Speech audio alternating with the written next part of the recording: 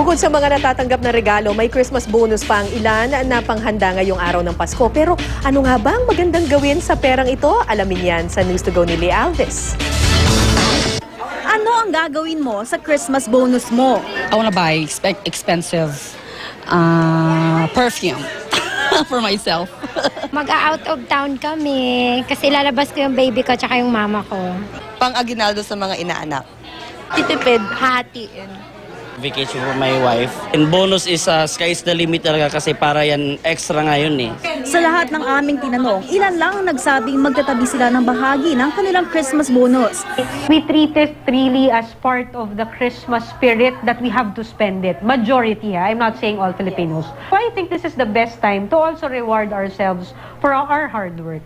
So that's one way to spend your Christmas money. But wag naman po yung parang nag-splurge na lang. Payo ng life at financial coach na si Kristan, kung maaari, ipunin sa bangko ang buo o kalahati ng Christmas bonus at 13th month pay mo. Kung hindi naman kaya, magtabi kahit man lang 20% nito.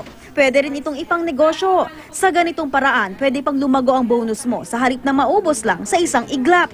In the bank, actually, there are a lot of products already that we can explore, like time deposits.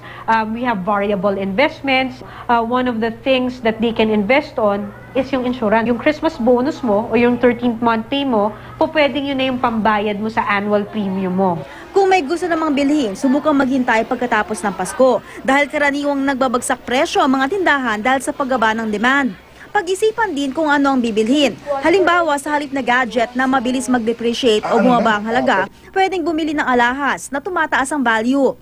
Sa mga bata naman na makakatanggap ng aginaldo, pwedeng ipunin sa bangko kahit man lang bahagi nito. Ang ilang bangko may savings account para sa mga bata. It's very important that at a very young age, we already instill in our children the value of saving. Pero dahil ang Pasko ay panahon ng pagbibigayan, magiging mas makabuluhan ang okasyong ito kung ibabahagi sa mga nangangailangan ang natanggap mong biyaya.